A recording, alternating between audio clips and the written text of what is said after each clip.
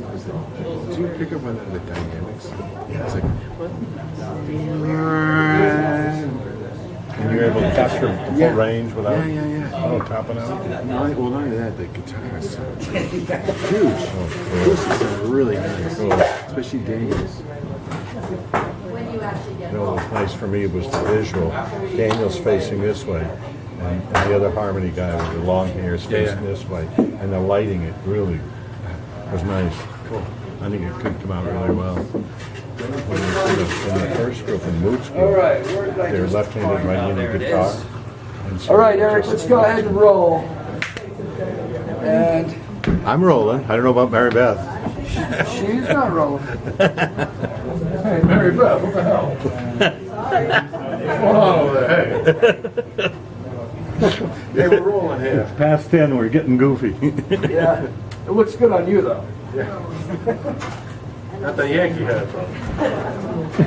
I'm gonna have one of these melon heads because I just lost my sundial. Okay. We are rolling.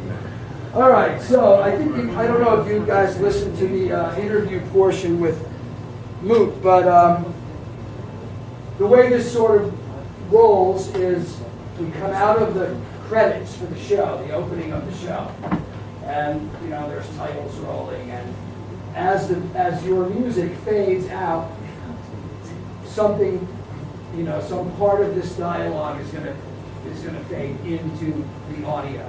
We won't see you yet, so it's usually something that's going to be kind of gripping, and then you fade into the screen. We start with dialogue, and it goes dialogue, song, dialogue, song, dialogue, song to the end. So basically, you're hosting your own show. There's nobody on stage asking you questions. So when I ask you something, sort of rephrase it in your mind to make a statement, not answering a question. If I said, you know, where are you from? You would say, well, we're from Atlanta.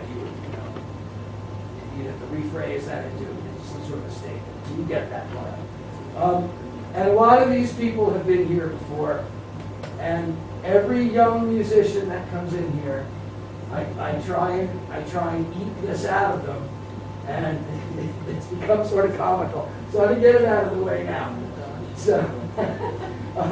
You hate us. As a young musician from a generation that's the generation after my generation, our generation, do you guys have a concept of the shit sandwich that you've been handed?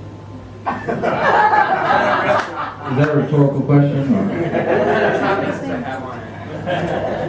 Well, we've been eating a shit sandwich since we were born.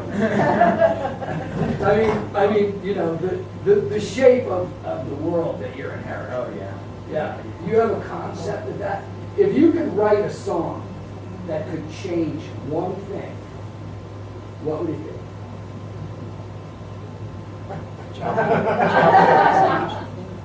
Write a song that could change one thing.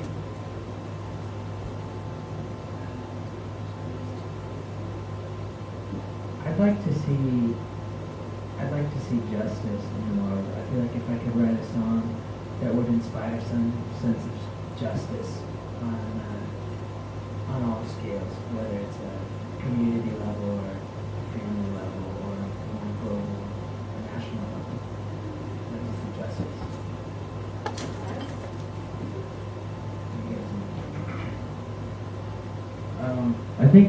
I think what we aim to do, I guess, with some of the material that we write, and some of the values that kind of seep into what we do, is you know, we just try to be as honest as we can. And for a long time, like there was a time where I just kind of came to like a wall, and I had to figure out, okay, why am I doing this? And like all the questions of like, how am I going to do this, and like, where am I going to do this, and all these other questions can come up all the time. But then there's that one question that is important, but it's not very urgent, and that's why. Why are we doing this? And so I feel like if some of the songs that we do and perform can kind of bring someone else to life in any way, either it be through grieving something that you've never grieved, or pondering an idea you've never pondered, or you're inspired to care about those closest to you more, I feel like that we would have done our job, but that's our service to people, and that's to create moments where you kind of come to your senses and realize something about what's already inside of yourself. So that's kind of what we hope to do with our songs, with our music. That's pretty cool right there. Not. That's pretty cool. Take me through the process of bringing the song in its rawest form to the band. What is the process that goes through? Somebody's bringing in a song. How does it work? I feel as leader Danny writes all these beautiful songs, and then he comes to us and he plays through them, and we kind of add a little bits and pieces here and there. But I feel like the beautiful thing about playing night after night is the music changes, and accidents happen on stage, and as those accidents happen, some really beautiful things come out of those accidents, and it ends up changing the song, and you end up changing what you thought was supposed to be and what it actually becomes. And a couple of these songs we don't have on a record yet, but I feel like they wouldn't be what they were if we hadn't made those mistakes or made those changes on the fly. So that's definitely the process. But it all starts with the mind of this guy right here. So What's it like playing behind him every night? He looks better from behind than he does from the front. No, it's great having Danny as a leader. Like his songs are really well thought out and orchestrated, and it makes it easier for us to come in and fill in behind him. And they're very dynamic, and that kind of gives us this sound and this feel that I think a lot of other bands don't really capture. They just show up at a venue and play like really loud, and they just try to, they're just trying to rock out and like trying to make people go home with their ears ringing and everything. And we're not. I mean, we do that sometimes, but I think the best part about what we're trying to do is just having Danny in the front helps us to kind of move more and like put more emotion into the music that we play. It's easy to play behind. I'd like to add something to this too. I think, this project, we've all played music in different settings leading up to this. And I think something that we've all come to grips with is that when you're in a band, the most important thing that you can be is a good listener. And so bring a set of ears to the table and be able to play your part well, yeah, but also, and maybe more importantly, be able to listen to what's going on around you. Because I think so much of what we're able to create on stage or on the record is because we're able to listen to the different moving parts that are happening and try and let everything that you do be solely for the benefit of that song. Like, how can you best portray this song, this lyric, this melody, and get it across in the most compelling way?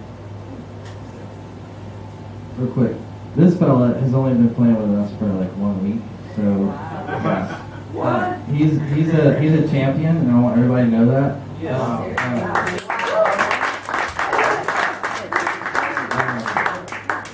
He's actually a songwriter as well, so if you like our tunes, you would probably definitely like Adam's tunes as well. So. I have a new album called Justice coming out. But I did want to plug that because this guy, he's like such a selfless dude. Like he won't ever just butt in and self promote. So I have to do it for him. So he's awesome.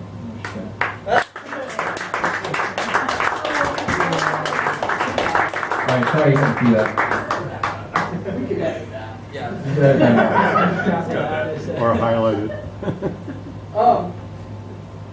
Do you, your songs seem to be more than, maybe more than anybody that's played in this room, your songs seem to be influenced by a lot of things that are going on in the world, a lot of things that are happening around you. I don't hear as much, songs about your own experiences. I hear more about things that you see, things that you feel, things that that are happening that accurate?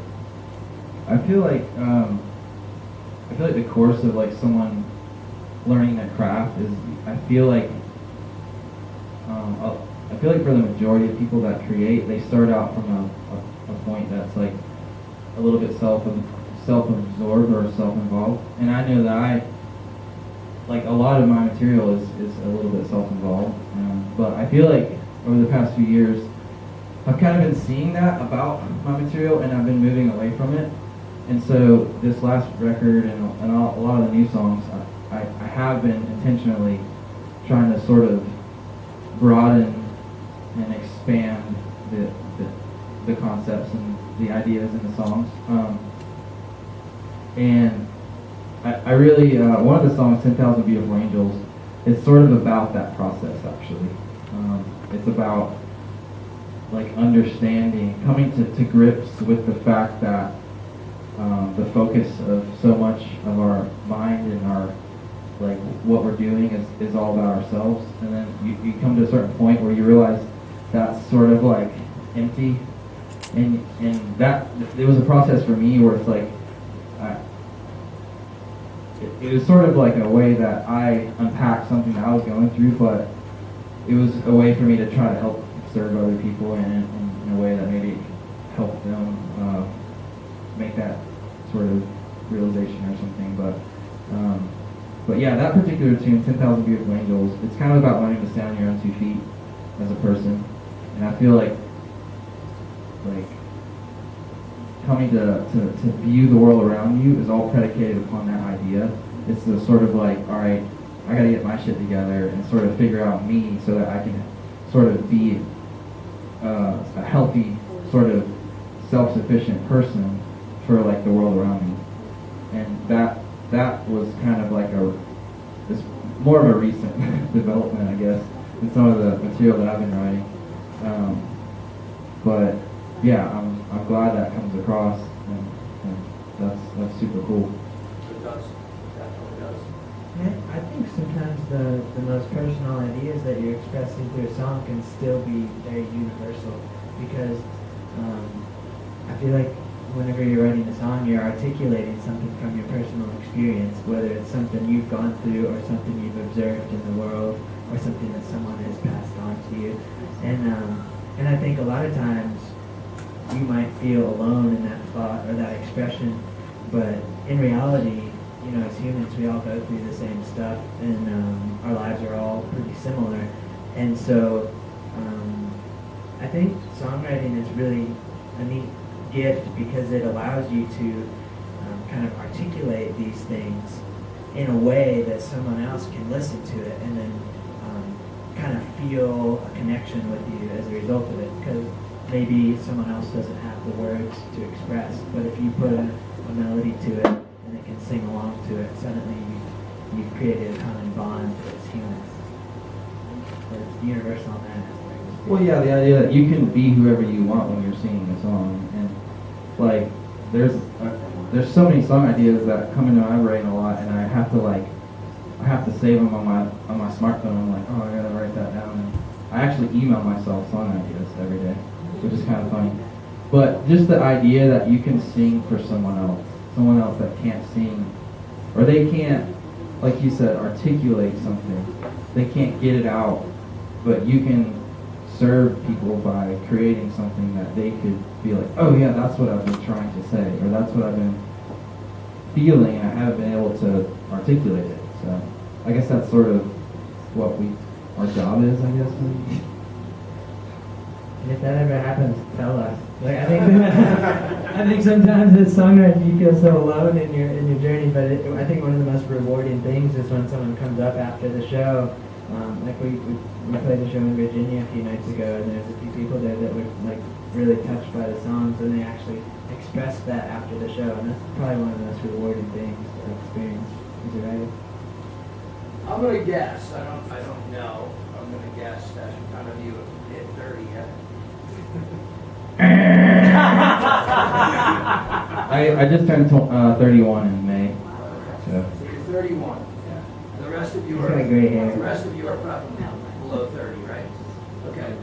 So you guys have all grown up in the you know, any fast serve, you know, instant, find anything, have anything, do anything, instant age.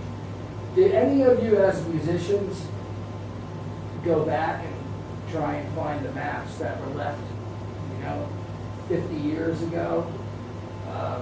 You know, and find those kind of, you know, those things that were left for musicians by the people that actually started this thing, and then the people that have bridged each generation's paths forward.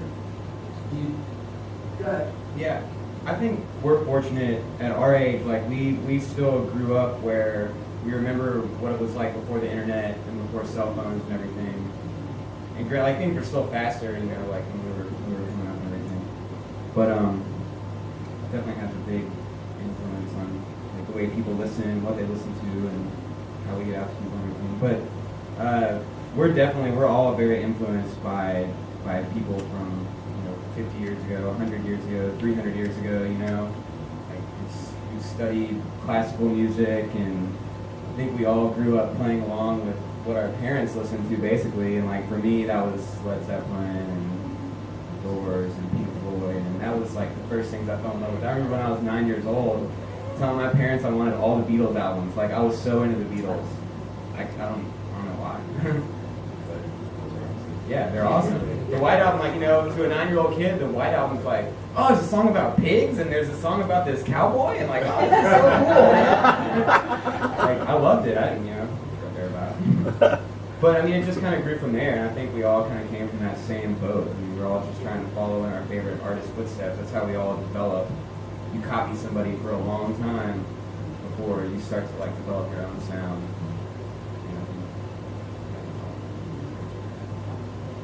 This one's really big for me, and all of us, but I try to fight the fight and go out and talk to people about being honest in music and finding honest music and real music, and not something that was just a fabrication of what those rules or what that instant gratification kind of like spits out, or watching a DJ do his set, no offense to DJs, but it's a different thing. And one of the big times where I realized that this group of guys are on the same page with that. We were in Florida recently, and it was 2 or 3 in the morning, and we were, you know, drinking whiskey, going on about, you know, random things, and we just had this common bond with Carole King. We talked about Tapestry, and our mom's all raised us on that. Record together, and then we were just like, okay, this is a good thing. We're supposed to be together. So it was definitely a moment. I don't know if that needs to be said out loud, but it's too late. And to give you guys an idea, my first name is James, and my middle name is Taylor. So, I was half named after my dad, half named after Dave James. Did they ever sing Rockabye Fit Baby James to you? Yeah, my mom used to sing. Me too, man. Didn't know that. What do you want the audience to? You're obviously a band that you want people to come and sort of, you know, embrace the music, listen to the lyrics, let go of, you know, whatever things they brought with them that they, you know, wanted to get rid of. But what is, when you take the stage, whether there's, you know, a room that holds 40 people, or whether it's a room that holds 500 people, when you take the stage, do you have you know, not, I don't like the term philosophy, but you have sort of a, you know, a thing that, you know, this is what we want to get across here tonight.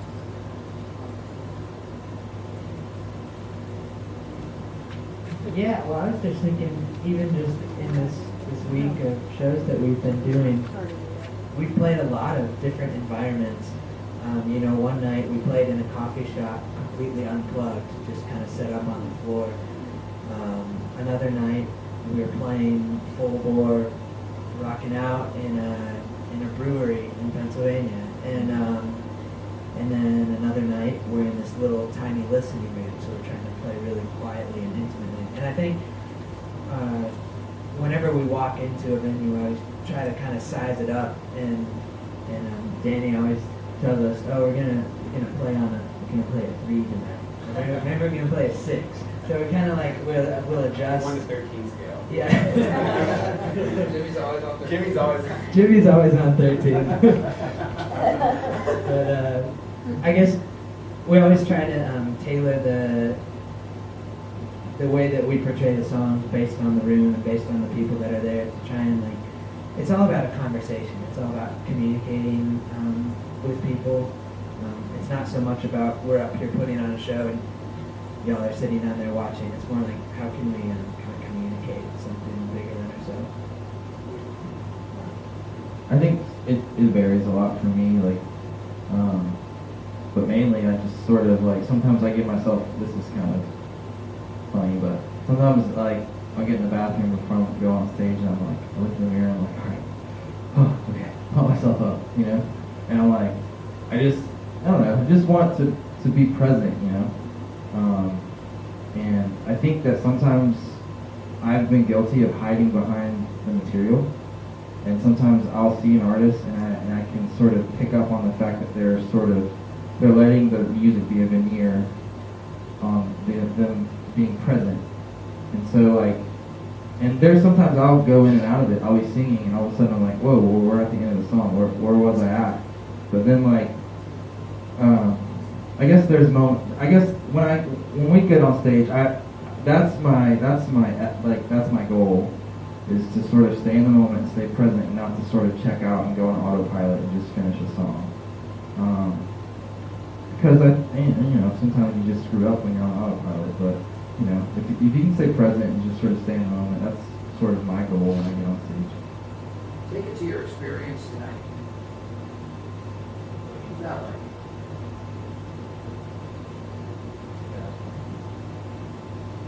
Like playing here tonight. Yeah, what was this like? This was neat. Yeah, this is probably I would think it was probably one of our favorite ones that we've done. I mean, you guys were interactive and quiet and paying attention and really focusing on what was going on stage, and it was really nice. Not to try to have to turn a bunch of people around from a bar, you know, like sometimes we show up to a place and people are rowdy and loud and drunk, and that's one of the things we consider too. We always talk about we need like a set where people are drinking a lot, and we need a set where people are sitting down and actually listening to us. Yeah, absolutely. But playing here is great, man. Like, you know, we always enjoy playing in small rooms and having people really pay attention to what's going on. Playing for a crowd that appreciates the music regardless of the genre is incredible. Watching the act one before us, completely different. And they blew us away. They blew you guys away. And then when we get up here and you give us the same attention and responsiveness, and it's an awesome room. Great people. Yeah, thanks for having us. When we first rolled up, like, we had been in the car for 5 hours and we were just like, oh. But I think we were all just sort of like, you know, I don't know. You get up in the morning and it's like, you know, you've had a long night the night before because you're out and about, and then you kind of have this groggy day until about 5 or 6 o'clock in the evening, and that's whenever your day actually you start to sort of come to life. And so for when we showed up here, it was just sort of like, your bill, okay, cool. And it was like, I felt like I owed you more for you inviting us, and that was part of the night. For me, it was like, you know, it was kind of like, all right, let's like come to life here. Like, we need to make sure that we come out here for a reason. So, and you know, so out of gratitude, I didn't want to put on like a mediocre little gig, because like I wanted to make sure that, you know, we were doing our job, and I was really thankful that all this gear and the way everything's set up, it's super cool. The accommodations with all the hospitality is just enormous. So we're happy, we're thankful, and the sound was killer. So yeah. Showing up somewhere where there's like some fresh hot food, and we've been living off of peanuts and clip bars for the past. Fruit snacks. What's with the 5-string bass? This is an interesting question. The last group I was in was a completely different genre, and low tones were there because there were a lot of 808s, and I had to kind of match those. And this doesn't have any 808s in it, but I don't I haven't made the investment, unfortunately. But I would love to have a P-bass, like a Moose bass player. That thing was awesome, but I do want to make that switch sooner than later. But What genre was your last band? I was in a hip-hop alternative rock band. And I'm very happy to be where I'm at. I walked away from it all and was about a year out, and then I was lucky enough to meet Danny, and you always get stuff back in. So I'm never going to stop playing, and I'm happy to play with good people that I like as friends mostly. And actually, Bill, that was my question. How did the band evolve? What's the history? I'll take this one. I started writing under the name besides Daniel like 10 years ago. When I graduated high school, I was disillusioned into thinking that the little rock band I was in was gonna we're gonna go tour the country or do whatever rock bands do. Surprising, or I should not have been surprised by it, but looking back, I was surprised by it, which is sort of goofy. But after high school, everybody else in the band went off to college, and I was like, whoa, everyone's leaving. Why I was surprised by that, I don't know. But so I basically just started doing bedroom recordings and just started developing myself as a songwriter and just having fun, really. So 10 years later, fast forward, I released like 5 or 6 projects on my own. I meet the management company we're working with now, Hubbub Music. They're based, of course, out of Atlanta. Super good dudes. It's a duo. It's a small boutique company. One of the fellows, Dustin Boyer, he's good buddies with Taylor and Jimmy, and he hates Adam. No, I'm just kidding. He's good buddies with Jimmy and Taylor, and so he just sort of sent out the word, hey, I got this dude that's looking for players, and if anybody wants, he needs a rhythm section. And so about 8 months ago, 8 or 9 months ago, these guys responded and expressed interest, and then we got together and tooled around, and it just kind of clicked and worked, and it just felt really good. She just found me on the streets and invited me to come play. Todd Elmore. I worked at Atlantic together. We saw I saw your jewels passing there. Todd did national promotion of alternative. I was the regional promotion director for all genres in New England. Todd and I have known each other for years. Todd actually asked us to do this. He sent me the music, and I said, yeah, absolutely, done. And that's how you got here from Todd. Adam and I, like I said, we've played together as solo artists. So we a lot of times I have about a dozen or so dudes that I'll tour with solo. So we'll go out in a car and get better gas knowledge and have more space. And we'll just tag team a night and do house shows or just play cafes or whatever. And he'll get up and do 6 or 8 songs. I'll get up and do 6 or 8 songs. We'll call it a night. This tour, he was benevolent enough and gracious enough to come out and come hang and support what I'm doing. And maybe I'll get the chance to return the favor. So, but that's sort of how this connection worked out. But yeah. So are you getting a chance to play venues that appreciate the fact that I think a lot of your stuff sounds ballad-like, and it's a lot of listening to it as opposed to just a lot of noise at a bar? Are you getting a chance to play venues that appreciate that? Well,